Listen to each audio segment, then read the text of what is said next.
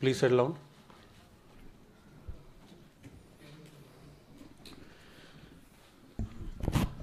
Jain, sir. Permission to commence, sir. Yes, please. Thank you, sir. Good morning, ladies and gentlemen. On behalf of General Upendra Dwivedi, the Chief of the Army Staff, I welcome you all to the annual press conference on the upcoming occasion of the 77th Army Day, which we as all know is being celebrated. The parade is taking place at Pune day after tomorrow. I am sure that the interaction today will be positive and fruitful for everyone. The conduct modalities have already been explained to you earlier, and we shall now commence with the press conference with an initial remarks by the Chief Army Staff. Sir, may I request for your initial remarks?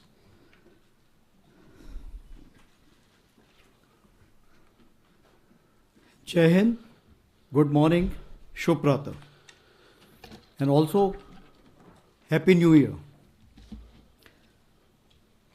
I have been looking forward to this first meeting of mine, which is the first press conference after I have taken over as Chief of Army Staff. So through you, I would like to wish all the countrymen a very Happy New Year, Happy Lodi, in advance, Happy Veterans Day and Happy Army Day.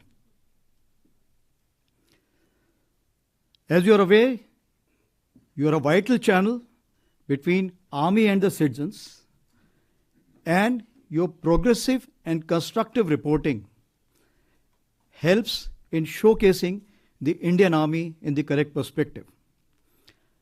I'm a strong proponent of the theme that mass media and security forces have great potential to converge together towards nation building and national security. So, let me adopt your modus operandi and straightway come to the bottom line up front. That is, what is my mission statement? And that is to ensure full spectrum of preparedness while concurrently transforming Indian Army into an Atmanirbhar future-ready force to be a relevant and key pillar of the national security apparatus that also contributes meaningfully towards the nation building. And towards that, our lines of effort as regards the developed nation by 2047 are truly aligned. और विकसित भारत के लक्ष्य को हासिल करने के लिए एक सुरक्षित वातावरण अनिवार्य है.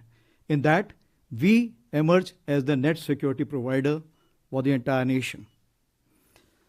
So I'll first dwell upon few security issues, and to begin with the northern borders. As you're aware, the situation is sensitive but stable. In October 2024, situation in Depsang and Demchok in eastern Ladakh got resolved.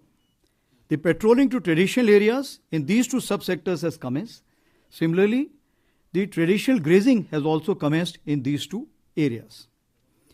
We shall continue to discuss the effective management of other sensitive areas also along the northern borders.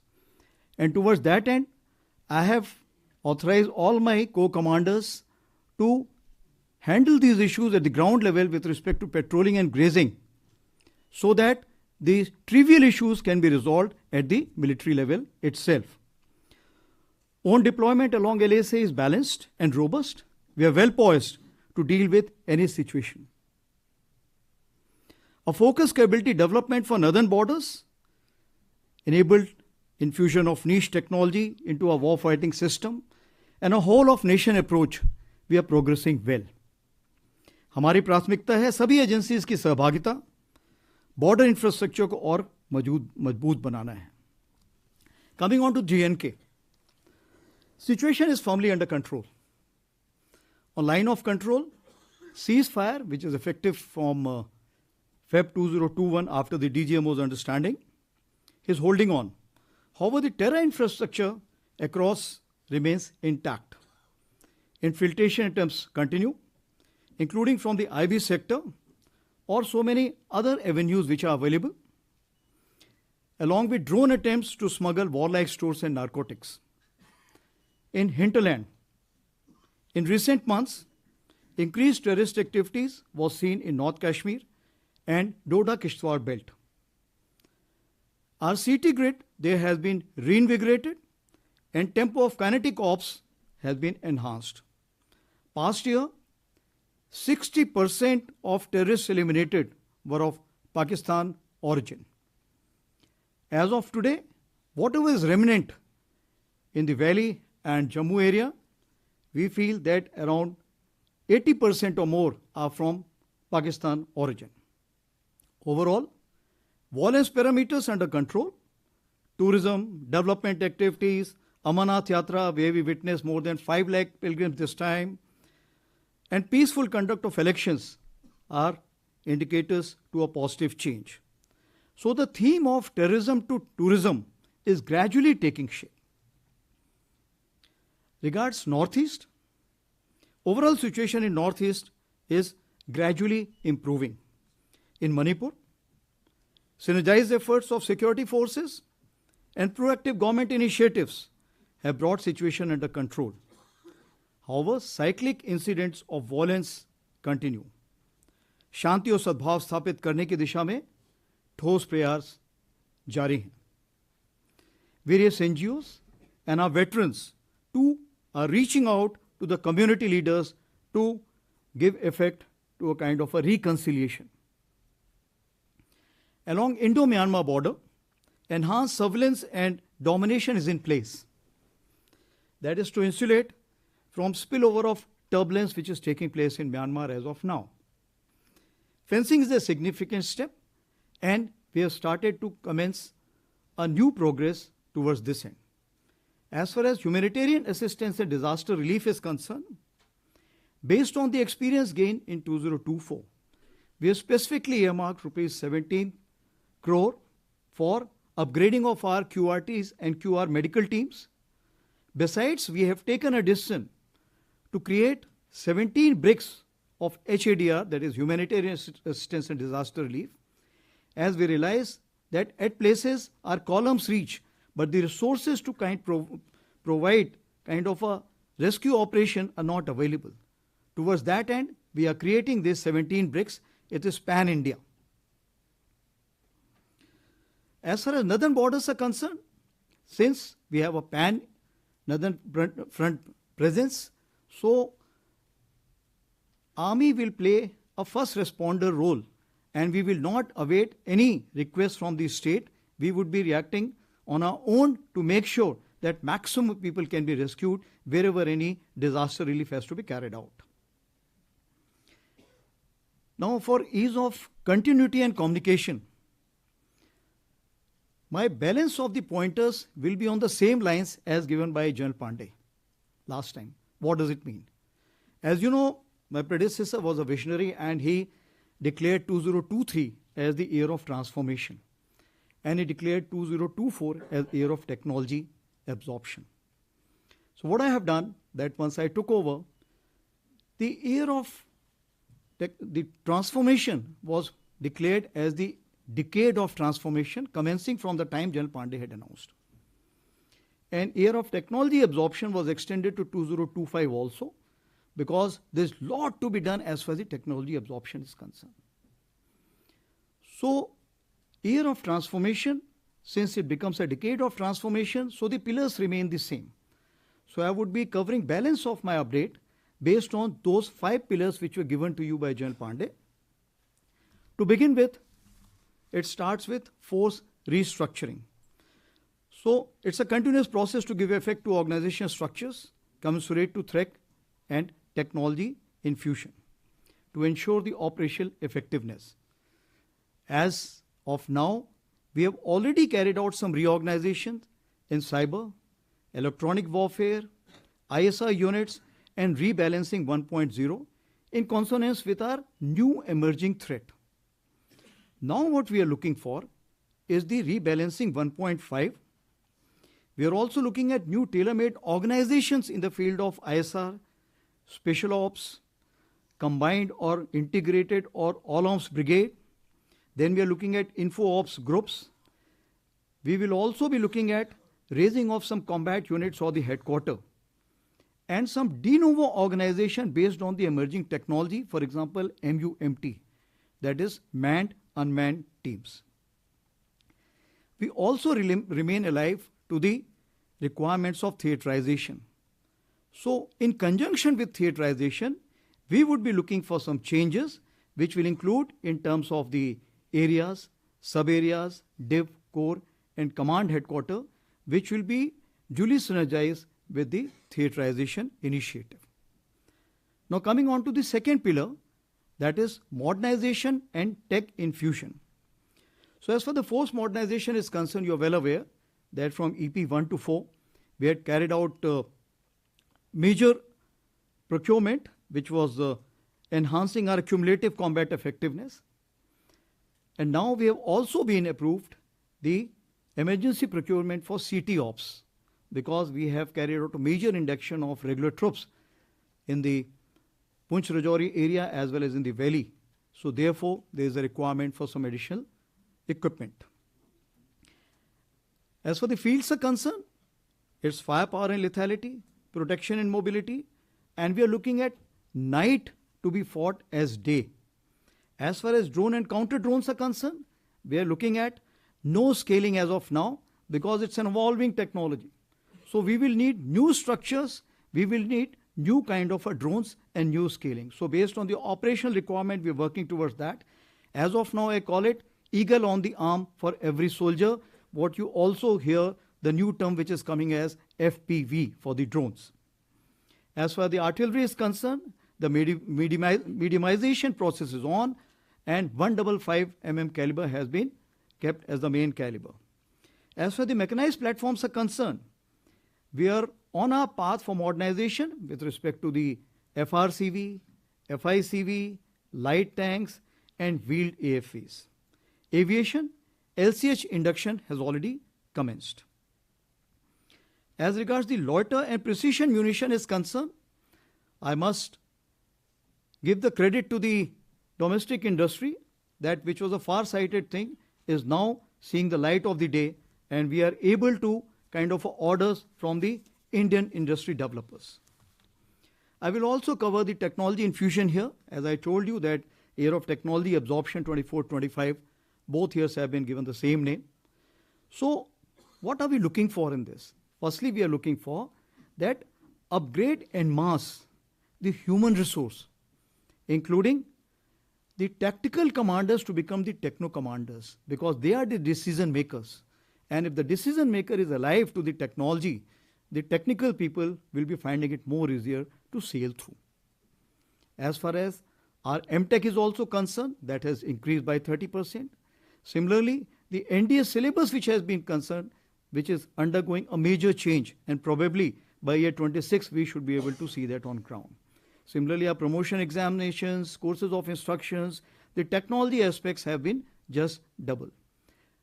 While doing this, we have also gone in for collaboration with experts in other ministries, academia, industry, and we are also aligning with the national technology missions. There are 16 technology clusters which have been identified by the Indian Army, which has already been there in the news for quite some time, with fixed responsibility and fixed outcomes. As for the data harmonizing is concerned, for artificial intelligence, it is most important, and we are working together on this issue. I must also say that this is the first year where we have gone in for multi-domain operations, operational discussions independent of op discussions which we carry out. This is based on the front basis on the both sides. And why it is more important? Because this time we included the subject matter expert from whole of the nation and also the veterans. So we had from CERT India, Cyber, and all those representatives from the ministries came in and participated in this. The Veterans Expert Group have also been created, which is working under Deputy Chief ISNC, and they will give us the report by Feb end as far as Indian Army is concerned, how should we look at technology infusion and absorption in the years to come as part of the decade of transformation. So far, we have signed approximately 63 MOUs on the subject. MCT, there's Military College of Telecommunication Engineering at Mao, figures as a strategic partner in Indian AI mission, Chip-2 startup mission, and quantum key distribution project. Our collaborative efforts, the joint training with CERT India and joint research in counter-US and advanced wireless-based managed system is also commenced. I'll just give you a brief glimpse of additional thing what we are doing here. Army Data Network in last 6 months, which had the span within the Army for 7,000 subscribers only, has increased 3 times to 21,000 subscribers. We have created an Indian Army AI Incubation Center at Bangalore with mentorship of IISc Bangalore and IIT Bombay. I must thank Bell to provide us that kind of a space in Bangalore for that. We are also establishing an Army IIT Research Center at IIT Madras to take our innovations forward. We are also incorporating blockchain technology in a technology-based vendor registration model which is under progress in collaboration with MITI and CDAC. As far as secure space-based vehicle tracking and convoy management system, that is already commencing with NAVIC. And of course, Sambhav phone, which you're already aware that this phone we are using, and this time during our border talks in the October month, most of the communication was through this phone. As far as the third pillar is concerned, that is system, process, and functioning, we are looking at data analytics and defining the single source of truth. In the future, we are looking at data integration. So there are 2 things in this.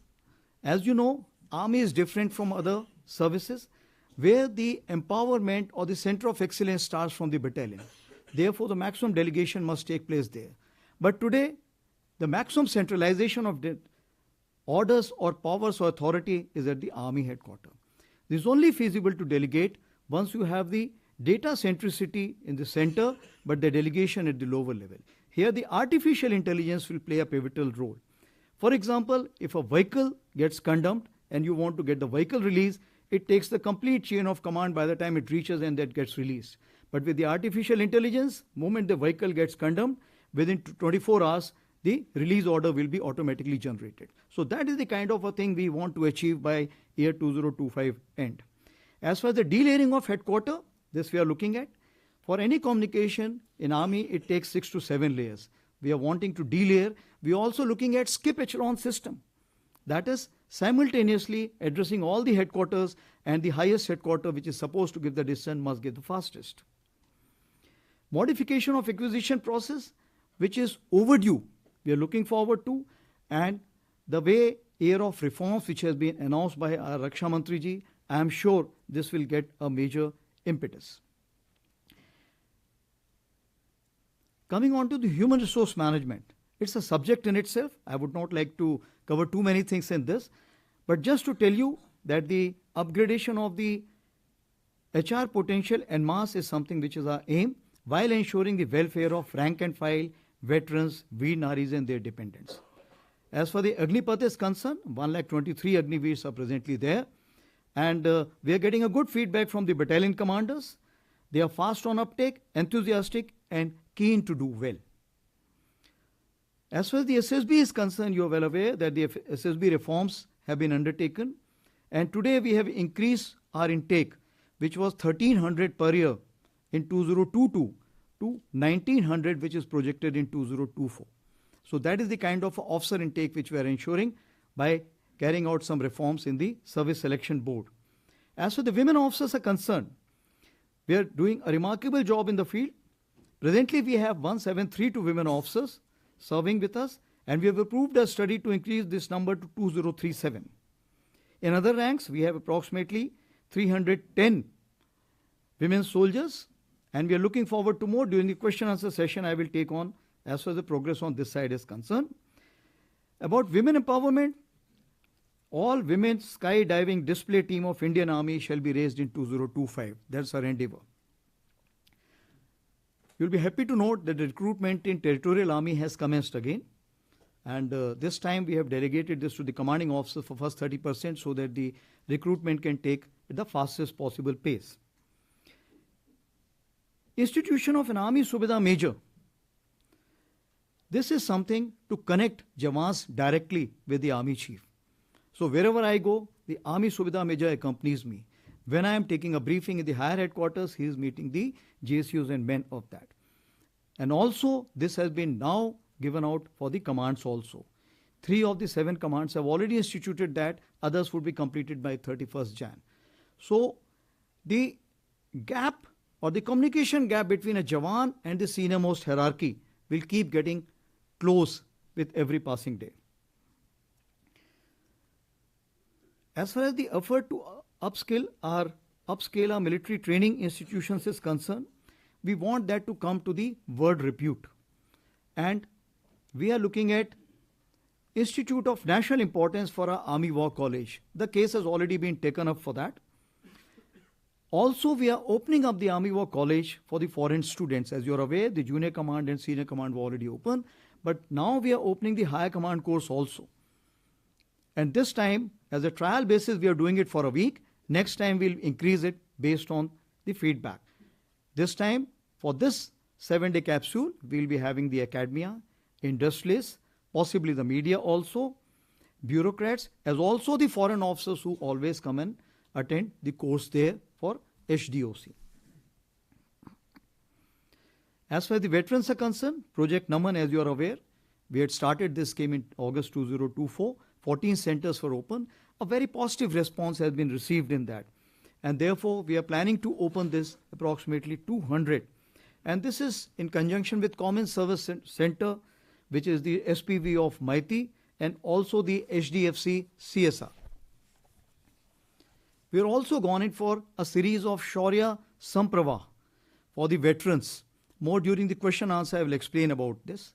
Coming on to the 4th pillar, that is jointness and integration, though it is the domain of the CDS, but I would just like to say that in jointness 1.0, we have gone in for the integrated acquisition plan, courses of instructions commonality, joint logistic node, common utilization of bases and station amenities.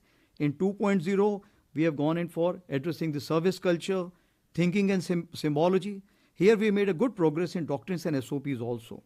Now we are looking at 3.0, that common operating planning procedures, defense communication architecture, digital maps. But as far as the army is concerned, you will find that we look at jointness and integration with so many others. In border area, we are looking at jointness integration with our CAPS who are working with us.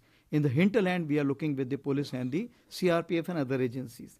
Int-agencies, we are working very closely every day. Besides this, when it comes to the conventional operations, multi-domain operations has to have a whole of nation approach. And that is where we are working with other agencies and other ministries in this respect. Now, in addition to the transformational pursuits that I have spelled out, Indian Army's contribution to nation building, we are looking at border area development in a big way with 4 pillars, that is infrastructure, communication, tourism, and education. Of course, the cultural revival remains the mainstay. Towards that, Bharat Ranbhumi Darshan as a one-stop solution for information and clearances for visit to the forward area battlefields. This has been developed in partnership with Ministry of Tourism, and this website will be launched by Honorable Raksha Mantri on the Army Day, that is on 15th. We have also gone in for a MOU with Gati Shakti Vishwavidyalaya for upskilling our Indian Army personnel towards synergizing dual-purpose infrastructure. Since Indian Army has to carry out a large-scale mobilization and it has a large-scale logistic requirement, so we have to align with the national logistic policy. And also this Vishwavidyalaya will train our people. They will carry out the workshop for us, and will also provide later on MBA and MTech degree in transportation and logistics. As for the Army Sports Conclave is concerned, this was again something new, and we are looking at in a big way for Mission Olympic 2036. And for that, we have a strong role because we have the infrastructure, we have the resources, we can provide manpower for the conduct of that, we can raise the territorial army battalions for conduct of this, and also we can provide the players, which we have been doing continuously. In any case, we have 18 boys companies and 2 girls companies which we have raised recently. I am sure the issue of state versus club, which is coming up off and on, will make sure that the army remains as the main key stake player because we have a large reservoir of potential towards this end. As far the Army Paraplegic Note is concerned, this has also been now declared as a National Center of Excellence, for which around 60 crore has been given by the Ministry of Social Justice and Ministry of Youth Affairs. Gomti River Eco Task Force, as you are well aware, has been raised on 1st of Jan. Also, Ek Ped Maa Ke Naam campaign, we have planted more than 50 lakhs saplings. There are 3 world records also we have created in Jaisalmer. As you are well aware, this has already been covered in the Man Ki Baat, which is most saplings planted by a team in 1 hour, most saplings planted by women, that is 25,000, and so on and so forth. We are also going on to carry out a discussion with Ministry of Environment, Forest and Climate Change for the afforestation drive carried out by us. So what does it mean? That there is a requirement for us to look into the green credits. Today, we are planting so many trees, but the green credits are not being returned to us. As a result, we are returning 900 crores of rupees this financial year for the reasons that we have the plans ready for construction, but because of the tree cutting sanction not being given, we have not been able to construct those buildings. So, last but not the least, as part of our defense diplomacy, contribution and commitment to UN Charter, a rapid deployment force of the Indian Army for United Nations peacekeeping operations shall be ready for mission deployment by March this year. Moment the UN teams come and inspect it, this will be ready for deployment as and when asked for. So मैं सभी को आश्वस्त करना चाहता हूं कि भारतीय सेना एक प्रशिक्षित, सुसज्जित और युद्ध अनुभवी सेना है जो राष्ट्र के सामने आने वाली हर चुनौती का सामना करने के लिए पूरी तरह तैयार है. Thank you. I am now open to questions, please. Thank you, sir. We shall now commence the question and answer session. In order to give maximum opportunities, we intend taking 3 questions at one time. Once I call out your placards, please give out your name and the media house that you represent. As is customary, I shall first go to the agencies and DD.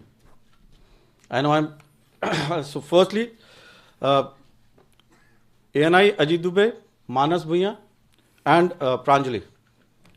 Please ask your questions. आपको mic चाहिए होगा. Please ask for, wait for the mic before you speak. Sir, namaste. This is Ajit Dubey from ANI, sir. Sir, you spoke about the situation along the northern borders, and you also talked about the resolution of some of the friction points that we have had there, sir. So, just wanted to ask you about that only, sir. What is the status of the issues on the other areas on the LAC in Eastern Ladakh and elsewhere, sir?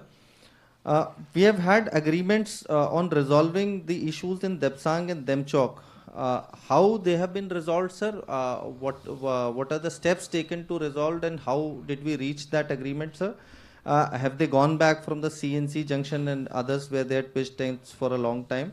And sir, what is the status of the buffer zones that have been created in recent times post Galwan clash, sir? And when do we see the resumption of patrolling in all the areas? What is the status of the standoff, sir? After the resolution of these 2 points, do we have a standoff with them? And by when do you think the matters would be resolved, sir? Okay. Please avoid too many questions at one time. Otherwise, others will not be able to ask. Okay, second question. Manas. Yeah. Udar.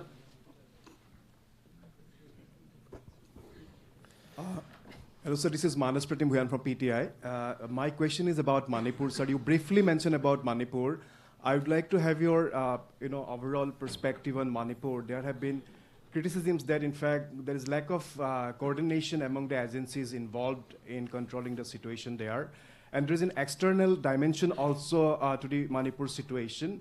Various rebel groups have captured many crucial Myanmarese towns in Myanmar. So is it impacting the overall security scenario along the border with Manipur? Thank you, sir. Yeah, Pranjali. Either.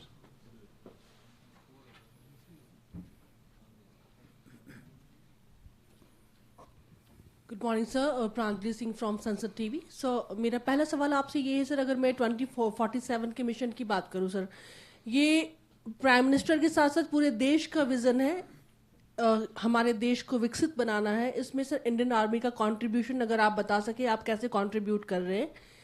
और sir मेरा दूसरा सवाल ये है कि border road infra एक बहुत बड़ा इशू है। हालांकि अगर पहले और अब की तुलना में देखें तो बहुत सारे चेंजेस हम देख रहे हैं। बीआरओ सर अपना काम कर रही है, इसके अलावा जो मेन लैंड और बाकी बहुत ही जो बॉर्डर एरियाज में विलेज एरिया को जोड़ने में सर इंडियन आर्मी की क्या भूमिका है सर, अभी क्या अपडेट है अगर आप बता सकें। Thank you sir.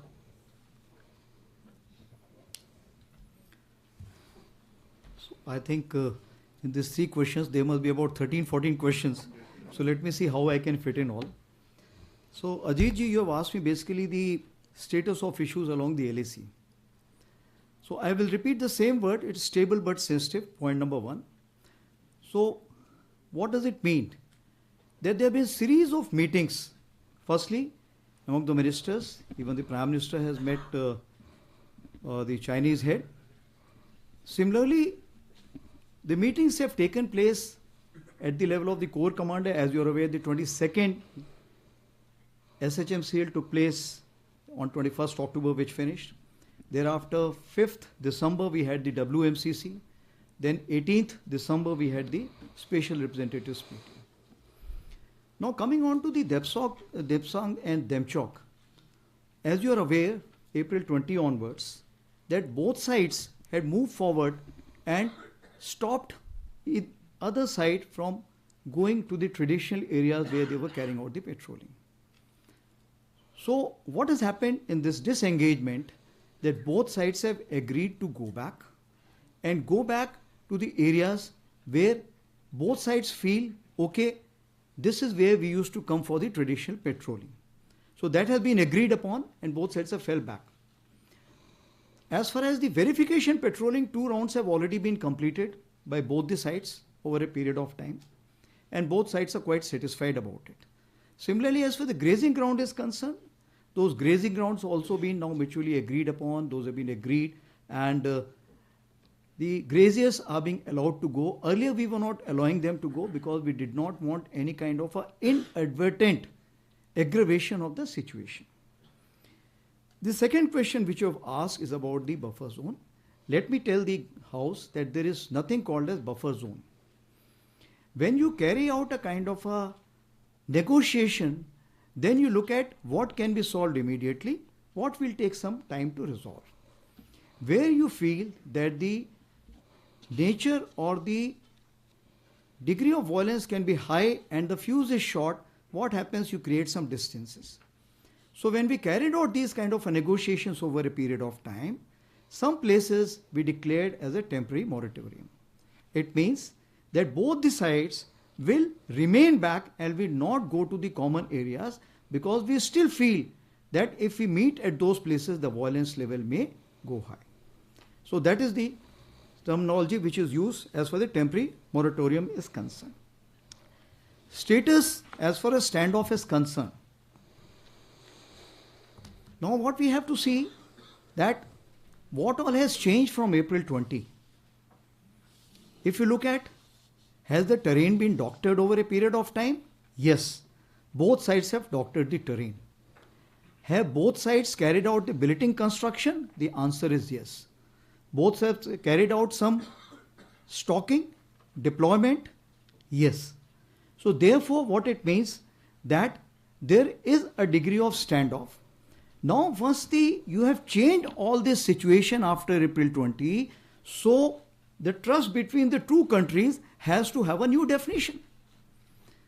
Therefore there is a requirement for us to sit together and thereafter come to a broader understanding that how we want to kind of calm down the situation, restore the trust. So we are now looking forward for the next special representatives meeting which should take place, and also the WMCC, and based on the guidance given from that, we will be moving forward. Your related issue was that what is happening along the complete front. So as I have told you that the corps commanders have been now delegated the powers to resolve the trivial issues or the minor frictions so that they don't kind of later on become a big issue. So if they can be resolved at the lower level, that is being resolved. The timelines, I can only say that India has adequate strategic patience. Coming on to the second question, that is Manas had asked for Manipur. Overall perspective. The overall perspective as of today, that yes, there are, if I can say that, affiliations, and the tribal affiliations have taken a strong line. But we have to work as a whole of nation approach to make sure that the reconciliation must take place. And I'm very hopeful with the new governor who has gone there, the step towards this would be taken. As far as the lack of coordination is concerned, which you have brought out, I just wish to assure you there is absolutely no lack of coordination, but we have to understand that which side is where. When this problem occurred in May 2023, the police from various communities, it was very difficult for them to go to the different community area. So thereafter the DGP had issued the orders that you go to the nearest police station to whichever community you belong to, so that at least you take on those duties. So once you take on those duties, you will find that Indian Army, Assam Rifles and the other CAPFs, we have to coordinate with those people in whichever area they are. So it's not a lack of coordination. Rather, these three agencies are the only one which are able to provide the coordination as of today. As far as external dimensions are concerned, external dimensions cannot be ruled out. It's all over the media. So I'll just leave it at that. Now what happens as far as the Myanmar side is concerned? Since there is some activities taking place on the Myanmar side, and it is claimed that the rebel groups are fighting with the Myanmar army or the Tatmadaw. As a result, there is a migration which is taking place, or the influx of refugees which is taking place. Even there was a time when the soldiers from the other side had walked up this side. We have made sure that all those who are coming here should be treated as refugees, and due respect and consideration and harbour should be provided to them. As far as the situation on the other side is concerned, if there is no support to the VBIGs, then what happens? These people are also moving in. Therefore, some kind of a surrender is taking place. Some kind of an induction is taking place where people are coming back and we are disarming them and allowing them to go, and thereafter police is looking after those people. As far as our connect with the Myanmar army is concerned, I just wish to assure you that the connect is complete and we are interacting with each other in due harmony and making sure that the exchange of information and support which is required in terms of intelligence is provided from both the sides. Coming on to the third question which has been given out is 2047 Viksit Bharat. So as you have seen that as far as we are concerned, we are looking at decade of transformation. And why I went about explaining it, because when you see the Viksit Bharat, or even if you look at year of reforms, you'll find there's a major synergy towards that. Let me give you a few examples. When we talk about nation first foreign policy and national security, what it means, the defense diplomacy and the deterrence which is required for any nation to kind of guard its border and ward off the adversaries. I would like to just say, deterrence is costly, but war is costlier. As far as the global economic powerhouse, Indian Army's indigenous consumption as far as weapons, equipment and other things is concerned, we provide a stamp of approval. Once we provide this stamp of approval, the defense domestic industry thereafter gets a flip.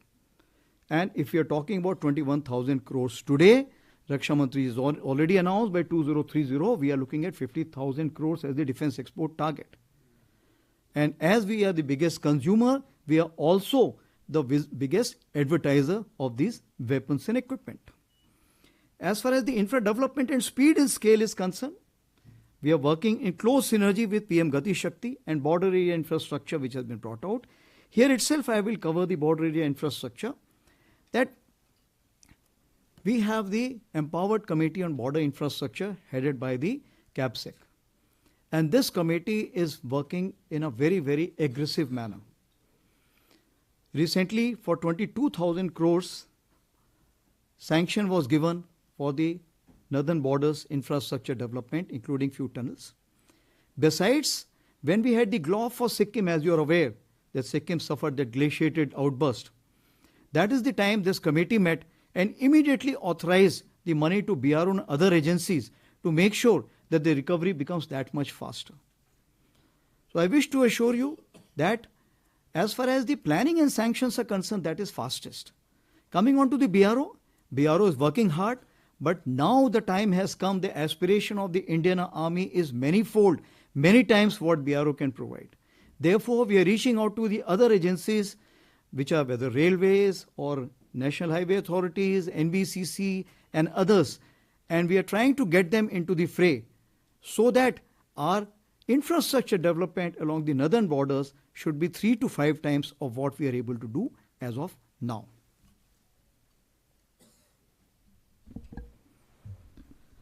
There are a lot many to cover as Viksit Bharat is concerned, but due to shortage of time, I'll leave it at that. Thank you. Right, ladies and gentlemen, I'll request you to limit yourself to one question and ask no sub-questions so that we have a wider participation. All right, we have 51, 26, 94.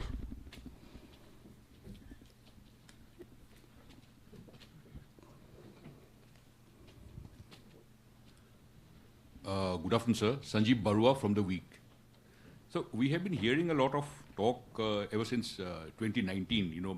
The Himgiri exercise was also held. I'm talking about the integrated battle groups. So what is the status now? Has the plan been dropped or still much in the making?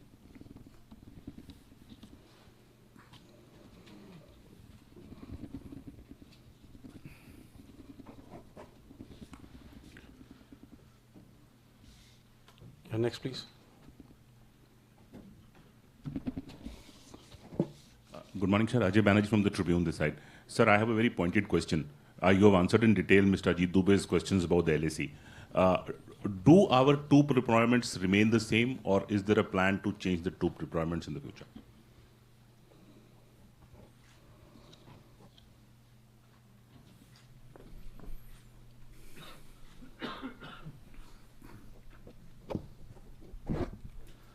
Sir मैं मंजीत नेगी हूँ आज तक से। आपने कहा कि जम्मू कश्मीर में अभी भी 80% जो आतंकी हैं वो एक्टिव हैं। नॉर्दर्न आर्मी कमांडर के तौर पर और सेना प्रमुख के तौर पर हमने देखा कि जम्मू कश्मीर में अभी भी बड़ी संख्या में सेना के साथ घुसपैठ की घटनाएं पिछले 1 साल में देखी हैं। 70 से ज़्यादा आतंकियों को सेना ने मारा भी है। आपको इसके पीछे क्या बड़ा कारण नज़र आता है कि ये घटनाएं अभी नहीं रुक रही हैं? क्या सीधे तौर पर पाकिस्तानी सेना इसके लिए जिम्मेदार है या कोई और कारण आप देखते हैं?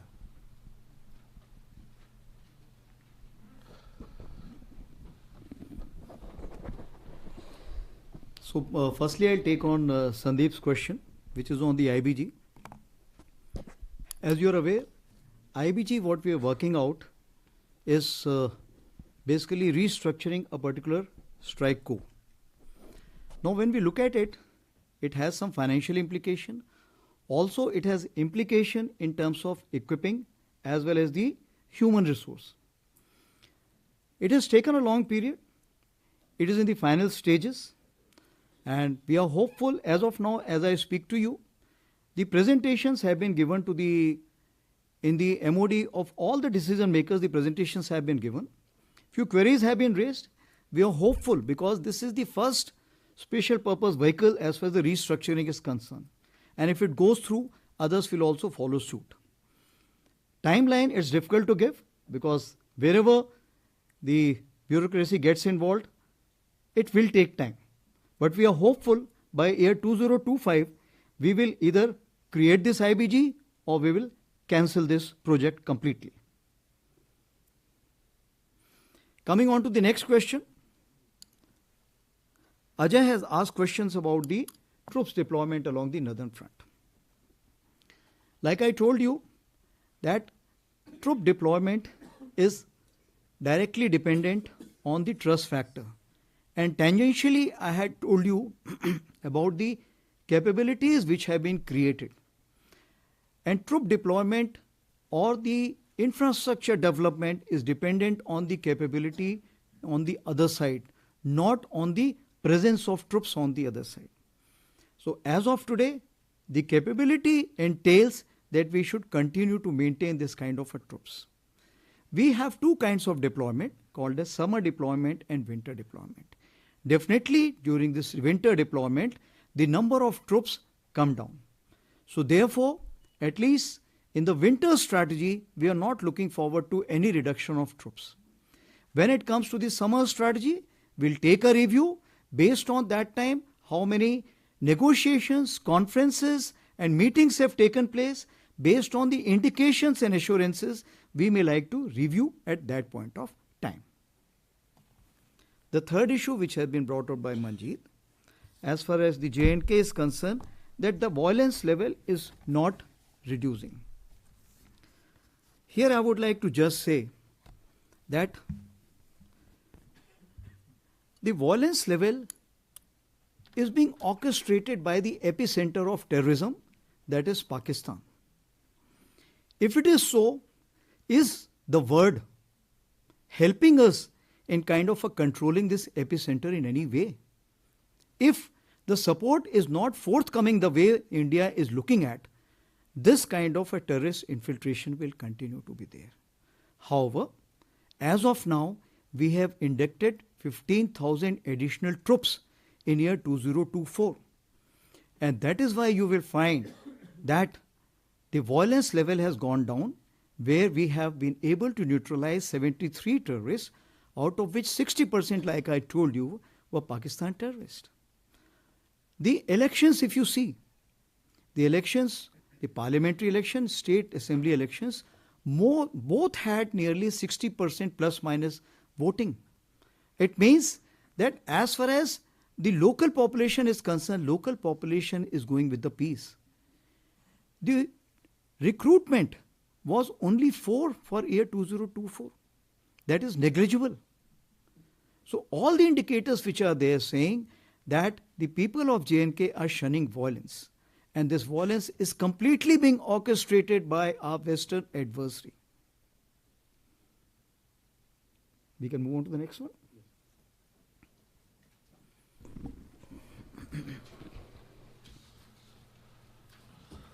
Uh, 21, 96 and 172. Good afternoon, sir. Rahul Singh this side from Hindustan Times. Sir, my question relates to this recent assessment by a senior general on the performance of women officers in the army, specifically limited to the Eastern Command. You said they are doing a remarkable job. Have you taken note of the concerns which were flagged by the then Corps Commander of 17 Corps? Are there any steps being taken to kind of fix those gaps, or is there a sense that perhaps it was a wrong call to give them command role without without carrying out all the steps that were necessary? And the second question is also related to HR only, sir. This is related to Agnipath. You were recently in Nepal and you had chats, talks with the Nepalese army chief and other people over there, senior people. So was there any talk on resumption of Gorkha recruitment or some consensus or breakthrough on those lines, sir? Thank you, Rahul. Next, please. Idhar dena.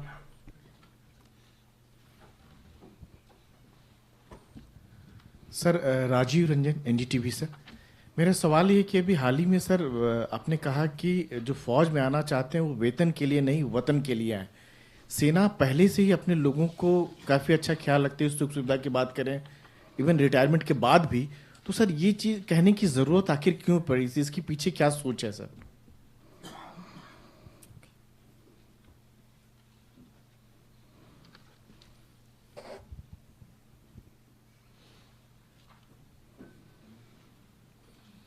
Who's the third? 172.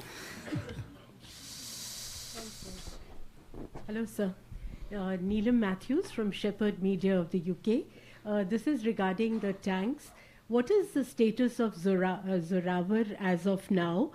Details of the trials. When is the first delivery expected? And related to this itself, when is the second tender to be out? And the T-72 tanks, have they been delayed, the overhauls? Upgrades, Could you please repeat the question again, the first? Which one? equipment you're talking about? I'm talking about the Zorawar tanks. Okay. What is the status of it, the trials, the delivery, and also when is the second tender for the Zorawar supposed to be out? Okay. And it's all related, sir. And the overhaul of the T-72s, has that been delayed or are you taking it up now? Thank you. Okay. I think one question, एक के साथ एक free, it becomes two questions for everyone. Okay. So, as far as Rahul, what you have asked for the women officers, firstly, General Puri, the letter which got leaked out shouldn't have got leaked out. A court inquiry has been ordered about it. It's a perception. It's his perception. He has all right to give that perception and comment. It's an internal communication. Now, what we have to see that when we made them commanding officers, what were the situations? This was based on the Supreme Court order and where the complete process was accelerated. As you are aware, when we make a commanding officer, we give them various exposures at various fields, we make them do various courses. Like for them, JC was not done, a short course was done. The contact and the bonding with troops was less. Lot of exceptions were given. So when you have these kind of a situation, you may have some kind of a surprises. But overall, if you see, today we have approximately 115 commanding officers who are commanding. And 18 more are ready who already approved and they are ready. And maximum commanding officers of such you will always find in the Northern Command. So I have the first-hand experience to say so that you will always find all kinds of officers. Wherever I have seen, the women officers have been very mature, very considerate, very kind, and if I can say that, up and about. And here I would like to quote one women officer whom probably this time we'll be able to give some kind of award also. Colonel Ponung Doming. She is from East Siang, from Pasighat. And when I was in Northern Command, along Demchok, one of the most difficult road which is being made, she was always present there. I went to Umlingla, which is the highest motorable pass. She was always there. When I went to an underground cavern, and she was also there. So what I am saying, you will find all kinds of examples. So one particular example cannot be taken as a kind of a yardstick. Today, I just wish to assure you that women officers are doing exceedingly well. And if I have to give you some yardstick, today there are approximately 16 officers who are doing staff college. The women officers who are pilots in the aviation branch also, RT, you are already aware, we have already started. In the TA battalion, CSC battalion, AOC battalion, I have first-hand experience to say so, they are doing exceedingly well. Now, what is important is, over a period of time, we have to look into, as far as Indian Army is concerned, we want a strong women officer. So, what it mean? Kali Mata ka roop? Maybe. But it means it has to be gender neutral approach in the conduct and even the infrastructure which is being provided in the field areas. Places like Sikkim and Mizoram are already looking into it. The physical test parameters should be nearly be the same. But keeping in view the physical conditions, there may be some kind of exceptions which will be made. Women officers also, approximately 1700 are presently training in the Sainik schools, military schools and RMC. So it means that they will be coming to Indian Army and the tri-services. So therefore, it is something which is to happen and it will happen in the most mature in a welcoming way. That partially should answer your question, Rahul. Yes. Coming on to Agnipath, As far as Agnipath is concerned, as you are aware that this is not the subject due to army chiefs will discuss, and it's a political decision. And as far as India is concerned, India has already given its proposals to the Nepal side, and as and when we hear from the Nepal side, we'll be working towards that. Is it causing any deficiency in the army? No, as of today, wherever such deficiencies are there, it is being filled in by other recruitable military population. Coming on to Rajiv, आपने पूछा है वतन और वेतन क्यों? सबसे बड़ी चीज़ ये है कि हमें ये समझना चाहिए कि भारतीय सेना किन मुद्दों पे बनी है, किन सिद्धांतों पे बनी है। क्या वो सिद्धांत पैसे के हैं या नाम नमक निशान के हैं? तो मेरा ये कहना है कि आप नाम नमक निशान के लिए आइए, अपनी पहचान के लिए आइए, एडवेंचर एक्टिविटी के लिए आइए। मैं हमेशा ये बोलता हूं कि कारगिल में अगर एक जवान लड़ाई में आगे गया था तो क्यों गया था? क्या वो पैसे के लिए लड़ने गया था? वो अपने साथियों के लिए लड़ने गया था, अपनी बटालियन के लिए लड़ने गया था, अपनी मिट्टी के लिए लड़ने गया था। तो मेरा सिर्फ यही कहना है कि आप आते हैं तो सिर्फ पैसे के लिए मत आइए, आप हमेशा इन मुद्दों को भी साथ में लाइए और ये आपके अहम मुद्दे होने चाहिए। अगर आप इन मुद्दों के साथ आएंगे तो आप सबके साथ में शरीक होंगे, सुख दुख में शरीक होंगे और आपकी टीम के पार्ट बनेंगे। अगर आप वेतन के लिए आएंगे तो आप अपने आप टीम के पार्ट नहीं बनेंगे और हमें आपको अपने सिस्टम से अलग करना पड़ेगा। तीसरी बात मैडम मैथ्यू ने पूछी है जोरावर लाइट टैंक के बारे में। तो as far as Zorawar light tank is concern, you are aware that we are looking at approximately 354 tanks to begin with, and in Jan 2023 we had given the AON for that. An expression of interest was given in April 23, and it was amounted to approximately more than 70,000 crores, 17,000 crores. So as of now we are looking at 295 as part of Make 1 and 59 as part of the DRDO initiative. As you are aware that few veterans have joined hands together, and we have seen glimpses of this light tank, so-called Zoravar, making rounds. There's already been to the high altitude, carried out some trials, and I spoke to the DG of DRDO who is dealing with this subject. As of today, when we speak, it is making its journey back to Chennai. And after the kind of a improvement which have been suggested during these trials, we will see the new version, and thereafter we'll carry out more trials on the subject. And once this finishes, I am sure for the balance also, the orders will follow. Thank you. Sir. Oh, sorry. As for the T-72 is concerned, yes, slippages were there. But you have to see when the corporatization was taking place, PSUs were not sure how to handle this situation. So what we have done, like I told you, that PSU is also our responsibility. Corporatization doesn't mean that we have given up our responsibilities. So we have sat down with them, worked out with them. And if I can say that today AVNL has enhanced its overall capacity from 120 to 150, and they've assured me that this capacity will be increased to 200 tanks per year. Similarly, we also have the army-based workshops. They're also carrying out a phenomenal work, and 2 base workshops have been nominated to carry out this overall, and you'd be happy to know that in Delhi, we had recently launched the overall of even T90 is being carried out. So I can just assure you that situation is under control.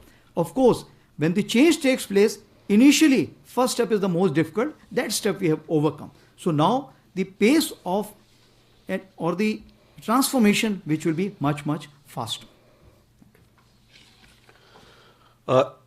Yeah. Well, I had noted it last time when you had raised. So 17, 107 and 97.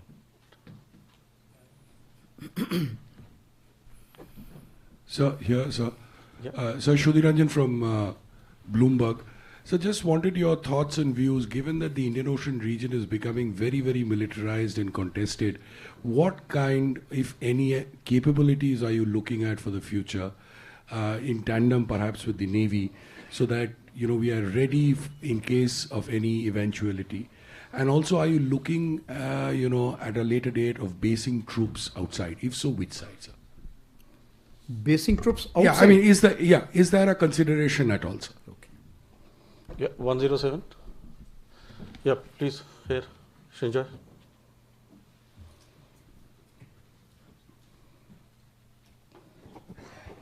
Sir, times now. Srinjoy Chaudhary. Yeah. Sir, as far as the LAC is concerned, the Army has spoken about leveraging of momentum of what has happened in recent times. Now, is there a case, considering so much positive action has happened vis-a-vis the Corps Commander level talks at 14 Corps, of having similar talks on the eastern side with 33, 3 and 4? Also, sir, are we getting enough engines for our tanks from Russia? Yes, Sandeep.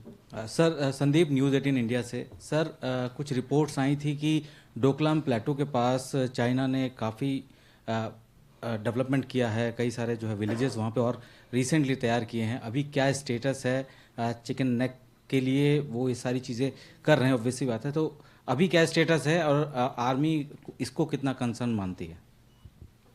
Thank you. So we're done. Okay. Yes. So as far as IOR region is concerned, before that, let me tell you that Indian Navy is working along with us in the Pagong Tso Lake in a big way, including unmanned boats are concerned. Also, their special forces are working out in J&K and other places along with us, including the deep sea drivers. Coming on to the Indian Navy cooperation as far as the IOR region is concerned, two places we play a very important role. First is the Andaman Nicobar and second is the Amphibious Task Force. As far as the Andaman Nicobar is concerned, you are aware that we are going to kind of place them on a permanent basis and enhance the role of territorial army in that area. The equipping profile is also being worked out accordingly. Therefore, in conjunction with Navy, we are looking at their employment in a big way. Coming on to the Amphibious Task Force, which is there as of now, we are exploring that how to make it permanent in terms of Amphibious Task Force, which should remain dedicated, whether on the lines of RR or in the lines of permanent regimentation, so that their specialization or the expertise remains with them. As of now, you are aware that the battalions keep getting turned over. Besides this, we are also looking at, may not be in the, actually it comes into the confidential domain.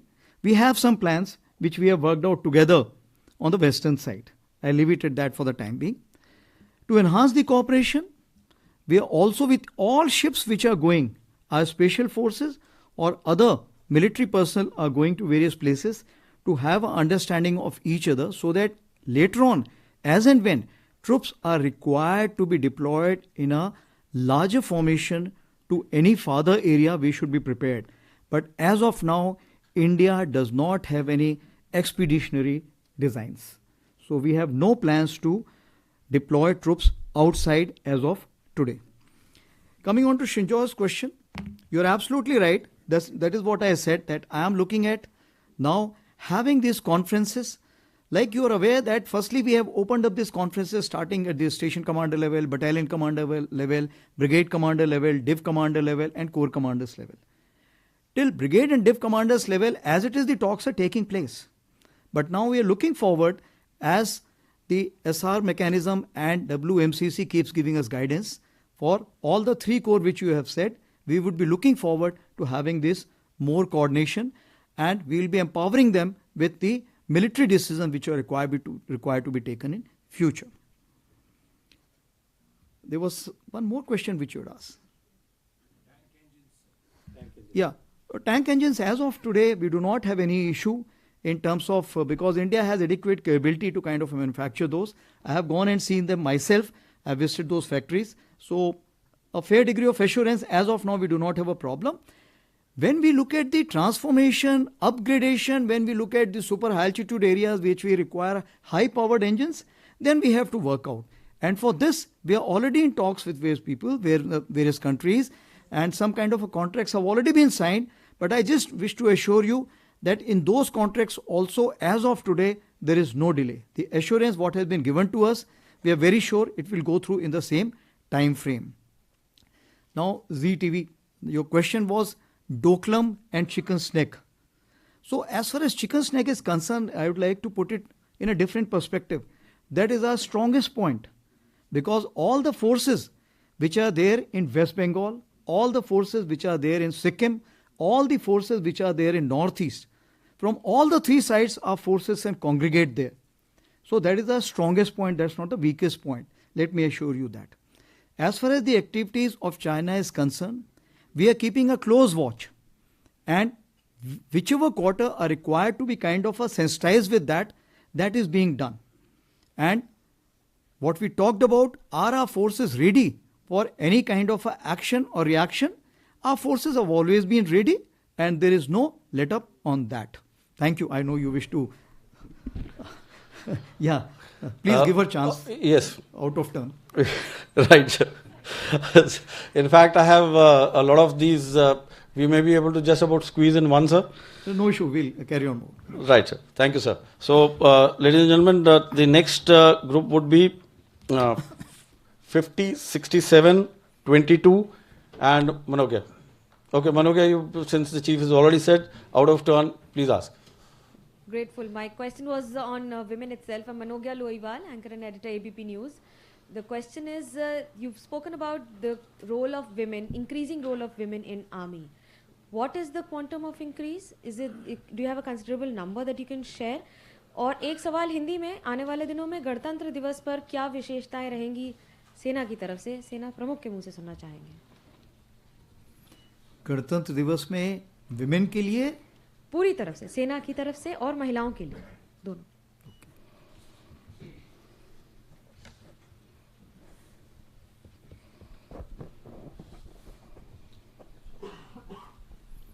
Okay, 50, 67, 50, yeah, sure. Hello, sir. I'm Shivani Sharma from India Today. My question is regarding Bangladesh. In last 6 months, we've seen a lot of disturbance out there after the regime change, especially. And there have been reports of vulnerability along the northeastern states, as we see a very free movement that is being allowed, especially for the anti-India elements in few parts of Bangladesh, close to India-Bangladesh border. We also see a lot of procurements that are being intended by the Bangladesh in terms of new tanks, fighter jets. How do you perceive this change in posture, and how prepared are we in terms of protecting our borders with Bangladesh? Thank you. Yeah, 67. Good afternoon, sir. Dhruv from Bharat Shakti.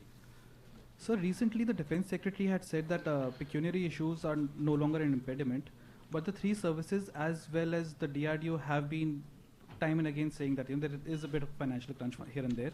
So what is your opinion on that? And number two, sorry for the second question, but you put a very cogent argument in terms of, say, scaling up of drones. But what about counter-drone systems, sir? Thank you. So first question was on the financial. Sorry. Could you just tell me the first sentence what you used? Sir, Defense Secretary R.K. Singh a few days ago had said that financial issues are no longer a constraint. Yeah, Perry.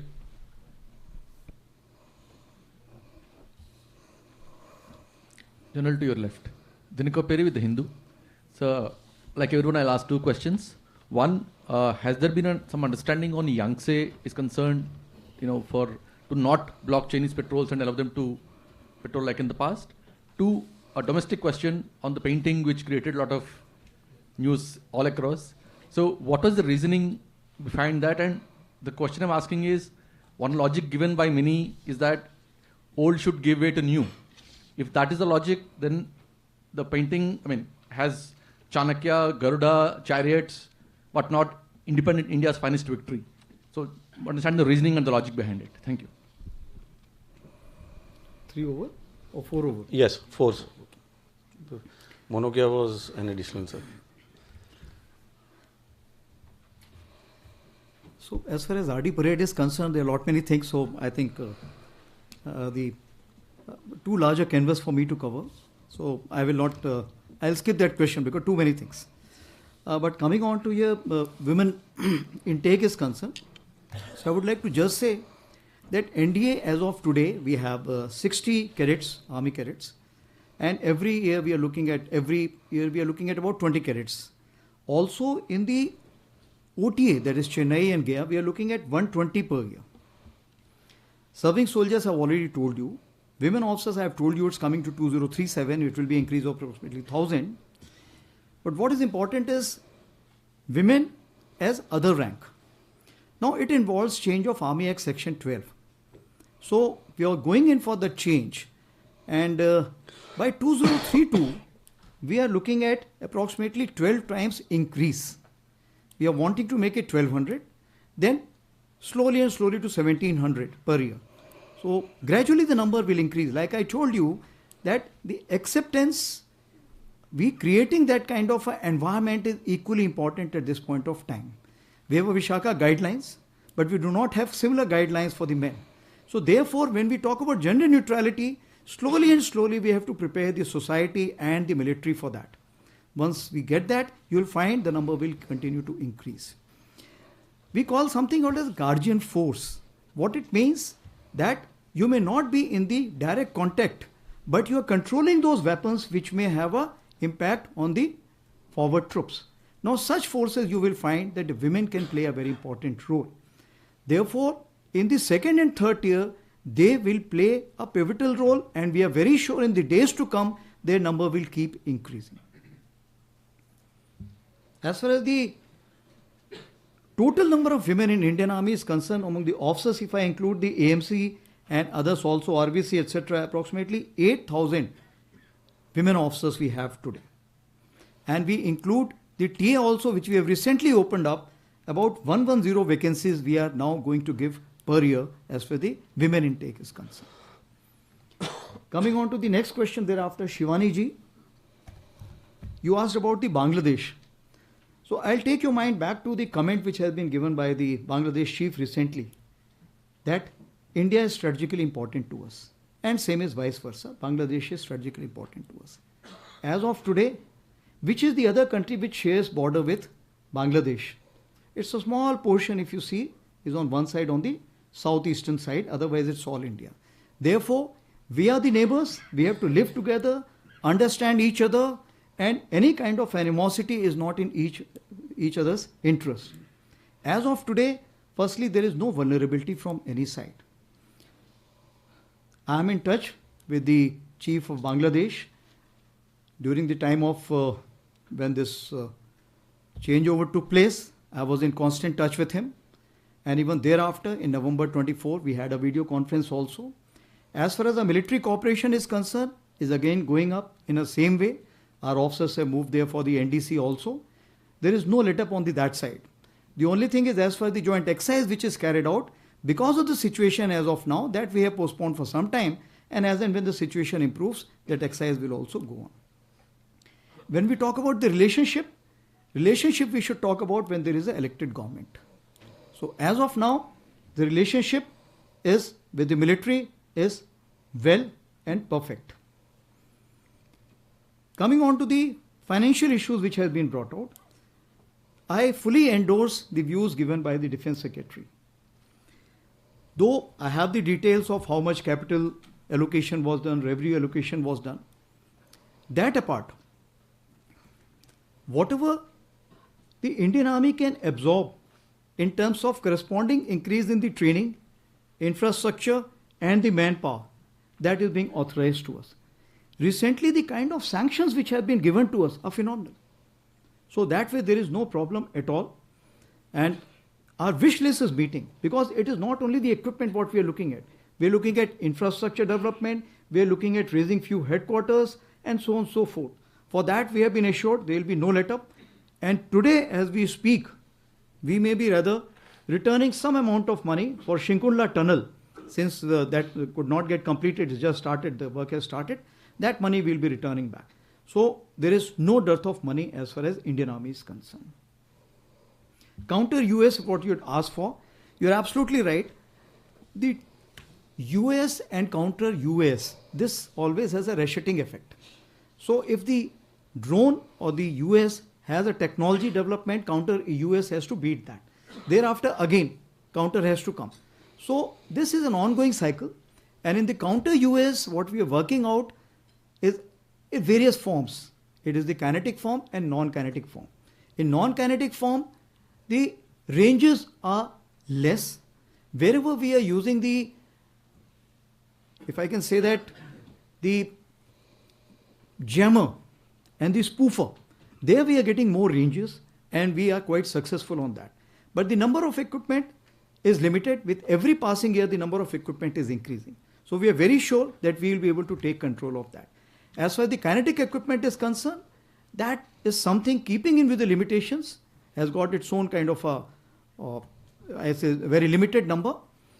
But in laser technology, we are working out closely with the DRDO. And in the days to come, we should be able to enhance range even in that. Dinkar ji had asked question about Yangtze.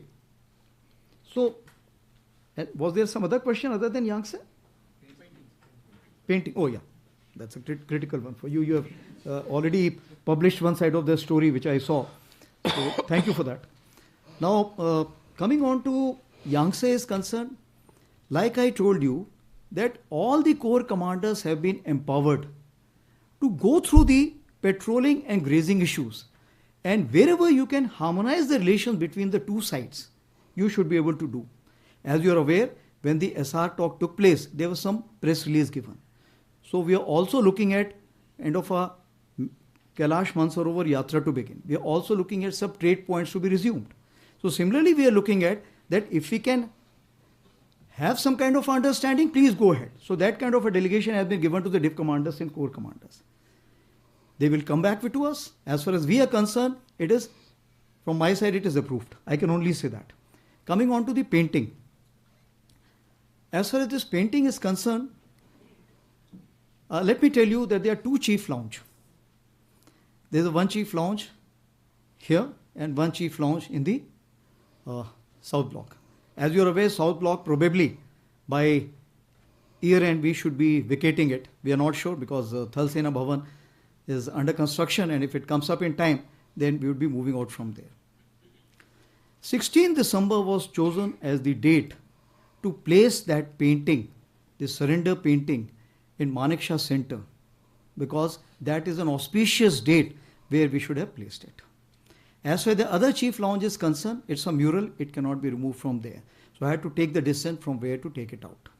So it was taken that. Coming on to the painting which is there as of now, which is on ground. This has been conceptualized and made by Lieutenant Colonel Thomas of 28 Madras, which is the younger generation. If you see the golden history of India, golden history of India has 3 chapters. It has British era, Mughal era, and era before that. So if you wish to connect that and the vision which I have given you in the beginning, symbolism becomes important. If I am talking about rebalancing 1.5, you understand rebalancing 1.5 is against which potential adversary. So once you look at that, my communication with my generation which is there, with the younger generation, my Vayo, my Jawan, it becomes equally important. So therefore, there is a surrender portrait which is in the chief lounge, which is there here in Manekshaw Center, and there is a new portrait which is there. It's also been told that these are mythological. If you open the chapter 4 of the original constitution book, the painting which is there is of Krishna and Arjuna on the same chariot. So is the constitution also mythological? That question you need to ask yourself. Is also being said that there is a Brahmin semi-clad which is standing in center. If the Indian does not know what is Chanakya, we need to refer back to our civilizational approach what we have. And the modern technology, it is visible there. Therefore, if I have to connect past, present and future, this symbolizes that. And if I have to give the credit, I must give credit to that artist who is a youngster, who is the generation next, and he is the one who is going to lead India tomorrow. Thank you, sir. Generally answers, Dinkar? Thank you, sir. Ladies and gentlemen, we already overshot the time by about... so should we take one more, sir? Yeah. One more set? All right. What I noted down earlier, there are so many of these. So 79, 118, 33, and after that coming to you in the next set. So 79. Sir इधर Krishnamohan Mishra Sputnik India से। Sir artillery के modernisation के बारे में जानना चाह रहा था कि ख़ास तौर पर ए टैग्स और माउंटेड गन सिस्टम और इसके अलावा और किसी गन सिस्टम के बारे में बात हो रही है, और पिनाका रेजिमेंट्स के बारे में भी जानना चाह रहा था कि कितनी और इंडक्ट होने वाली हैं, कितनी और रेज होने वाली हैं।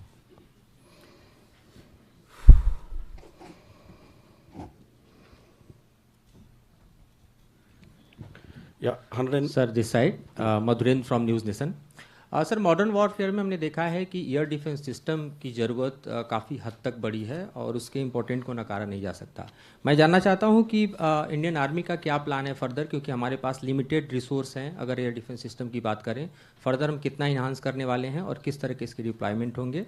एक छोटा सा सवाल और भी है, चूँकि वन के साथ वन फ्री आप दे रहे हैं। तो दूसरा सवाल सर एक और मुल्क के बारे में है जो अफ़गानिस्तान है, जिसके साथ हमारे डिप्लोमेटिक रिलेशंस इस्टेब्लिश होते जा रहे हैं और इसकी गवाही हाल में मिले हुए फॉरेन सेक्रेटरी की मीटिंग से भी हमें मिली है। क्या कोई मिलिट्री रिलेशंस भी हम इस्टेब्लिश कर रहे हैं अफगानिस्तान के साथ या फर्दर हम देख रहे हैं?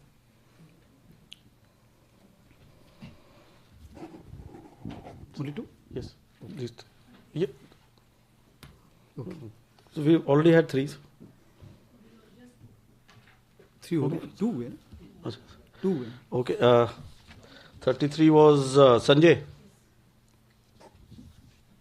Yeah, sorry. सर मैं संजय मिश्रा दैनिक जागरण से।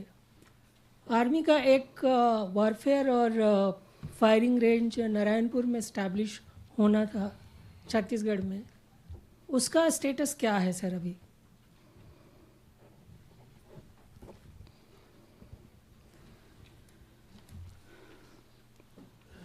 मिश्रा जी आपने हिंदी में पूछा था इंग्लिश में पूछा था? तीनों हिंदी में। ओके। तो जैसे मिश्रा जी आपने पूछा है कि हमारा आरटी गन का हमारे बारे में क्या सोच विचार है, तो आरटी का जैसे मैंने आपको बताया कि मीडियमाइजेशन के बारे में हमने सुचारू रूप से तय कर लिया है कि 2032 तक हम 50% जो है मीडियमाइजेशन कंप्लीट कर लेंगे। जहाँ तक माउंटेड गन सिस्टम है जिसको हम MGS बोलते हैं, वो हमारी 300 जो है तकरीबन हमने उसकी TC कंप्लीट कर ली है और इक्विपमेंट अंडर ट्रायल में जा रहा है। चूँकि इक्विपमेंट अंडर ट्रायल आपको पता है कि वो हमारा विंटर ट्रायल्स हमेशा विंटर्स में होता है, उसमें वक्त लगेगा, तो प्रोबेबली हम देख रहे हैं 2026 में हमें उसके बारे में नतीजा सामने आ जाएगा। जहाँ तक टोट गन सिस्टम का सवाल है, हम उसमें RFP हमने इशू कर दी है और ये सिस्टम अभी हमारे पास मतलब कार्रवाई इसमें शुरू होगी। लेकिन उसके अलावा हमारे पास क्या क्या चीज़ें हैं, सबसे पहले ए टैक्स का जो है कॉन्ट्रैक्ट हमारा अगर सब सही रहा तो तकरीबन 307 गन का हम जो तकरीबन 8,000 करोड़ का है अभी इस साल फाइनेंशियल ईयर ख़त्म होने के पहले साइन कर पाएंगे। उसी प्रकार से K9 वज्रा जैसे आपको पता है रिपीट ऑर्डर के लिए हमें सैंक्शन मिल गई है, तो हम उसमें रिपीट ऑर्डर में जाएंगे। और अगर इन चीज़ों में हमारा इंडिजिनाइज कंटेंट बढ़ता रहा तो जो भी हमारी विश लिस्ट है उस पर्टिकुलर इक्विपमेंट की हम उसको रिव्यू करेंगे। अगर उसमें इंडिजिनाइज कंटेंट ज़्यादा है तो हम मिड कोर्स रिव्यू करके हम उस इक्विपमेंट को ज़्यादा लेना चाहेंगे, बनस्पति उस इक्विपमेंट के जिसमें कि इंडिजिनाइज कंटेंट कम है। तो इसमें सोच विचार रहेगा। जहाँ तक हम पिनाका की बात करें, Pinaka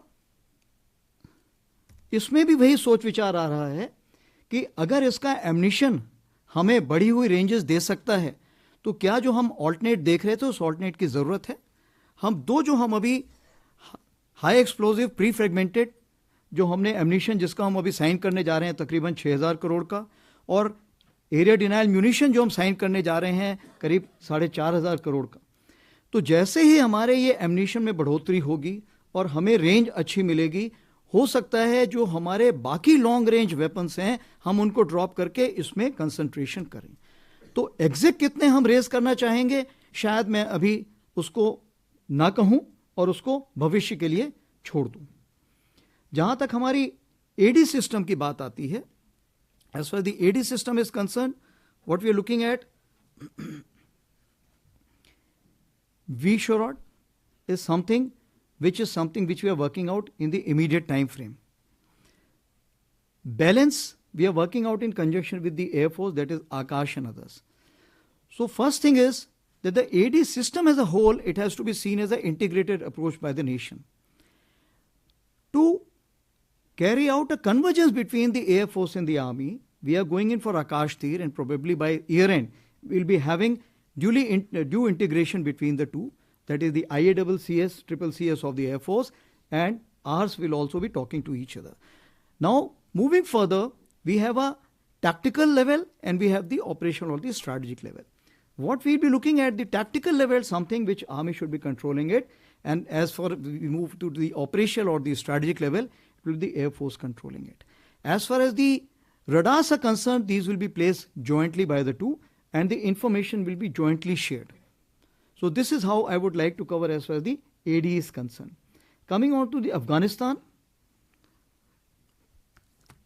our emotional connect between Afghanistan and India is always high and it will remain so.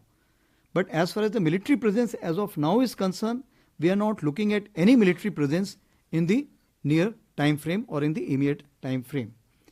Coming on to the last question of the Sanjay Mishra ji, that is Narayanpur. We are looking at this range may not be in the immediate future because the way our troops are deployed. Is this required? We have to see firstly that. Secondly, do we have the troops in this area? As you are aware that in view of the rebalancing 1.0 what has been carried out, our troops are looking at super high altitude area.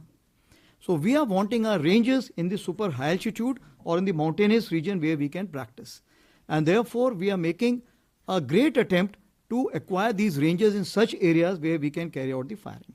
As and when the requirement develops, we will certainly go in for acquiring this range and moving troops there also to carry out the training.